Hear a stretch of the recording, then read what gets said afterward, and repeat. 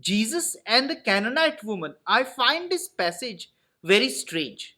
You see some really strange behaviors in this passage where Jesus heals the daughter of the Canaanite woman. You know, you and even I have so many questions on this passage.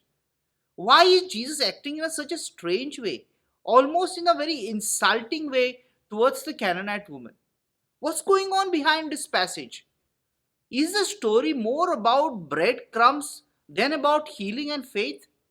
Watch the entire video and you will discover the nuances of this scripture passage and you will grow in your faith journey, even when you feel that God is acting strange with you. I'm Father Feroz Fernandes and thank you for clicking on this video and spending some quality time to reflect on scripture.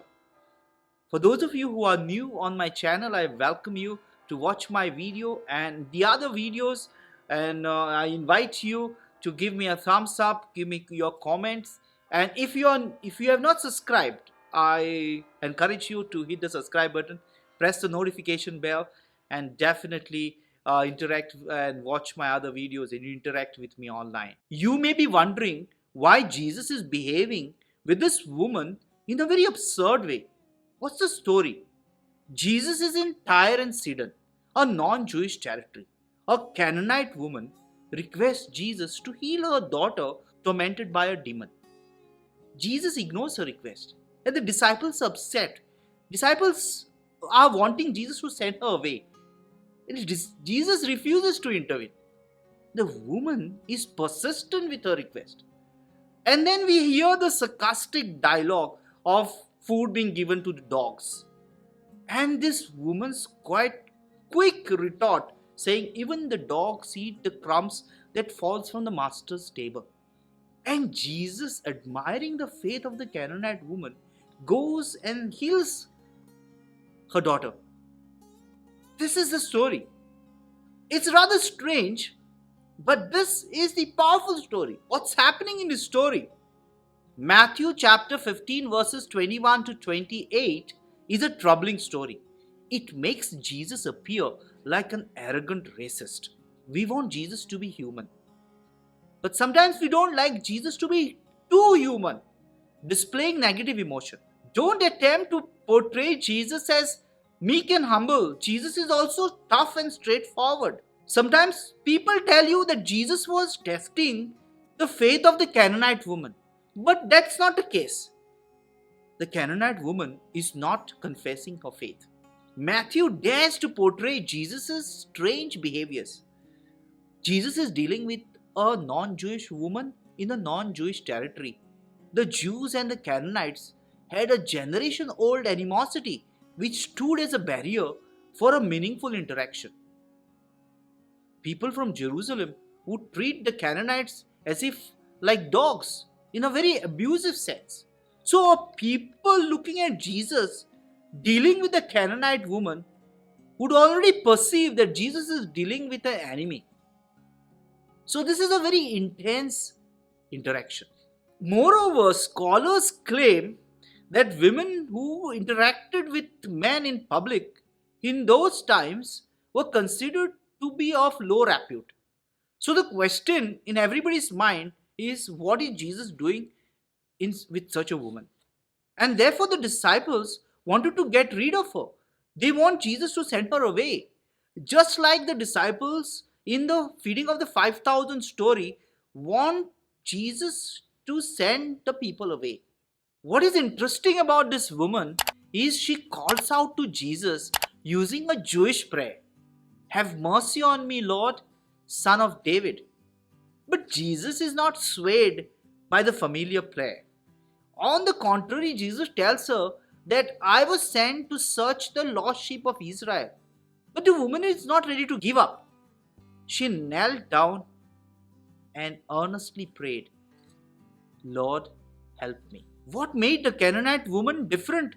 Although she is from a different territory, she had heard about the healing miracles of Jesus.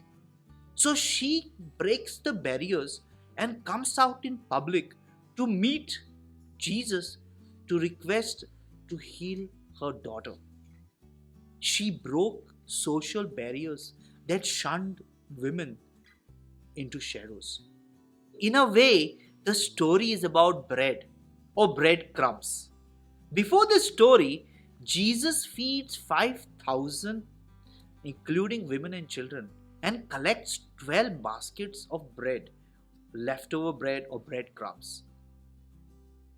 This story serves as a link between the other story that will follow, that Jesus is going to feed 4,000, including women and children, and going to collect 7 baskets of leftover bread or breadcrumbs. Why are the numbers so important? 12 representing the 12 tribes of Israel, and Jesus will gather the 12 tribes of Israel. 7 is a number of completeness, meaning Jesus is going to gather nations, the universal mission of Jesus. This is a very interesting detail. Just before the story of the Canaanite woman, Jesus is dealing with the scribes and Pharisees. The scribes and Pharisees are complaining that Jesus' disciples are not washing their hands before eating bread. The Pharisees and the scribes are obsessed with what is clean and what is unclean, the ritual purity. But Jesus confronts them saying, what comes out of the mouth makes you unclean. And Jesus admires the Canaanite woman for her purity of faith, even though the Pharisaic law makes her unclean because she is not Jew and she is a woman. Now this is important. The Canaanite woman demands to reconsider the boundaries that separate her from the house of Israel. With a pure faith, why should she be deemed unclean? She is quick to recognize Jesus as the Son of God. Even the disciples are slow. With a pure heart, why should she be left out? The encounter of Jesus with the Canaanite woman taught the disciples to make disciples of all nations, breaking bread, breaking barriers of race, ethnicity, and customs. Now, Jesus is not acting strange. He is preparing his disciples to move from a narrow mindset to an inclusive mindset to serve humanity. What lessons can we learn from the Canaanite woman? Include others in your prayer. Pray for others. Prayers are habitual, not one-time request. Even when God is silent or God gives you a very tough response, prayers build your character. It is not about granting your request. Prayers or problems bring you closer to God, not away from God. Look at the Canaanite woman. She does not quit. Your reward is at the end of the journey, not at the beginning of your prayer request. Thank you for staying with me and watching the entire video. I admire you, and your support allows all of us to promote the gospel. Once again, I invite you to give me a like, give me your comments, and if you have not subscribed, hit the subscribe button, press the notification bell so that you don't miss out any of my videos. You can check out my other videos on this channel, and God bless you, and see you in the next video.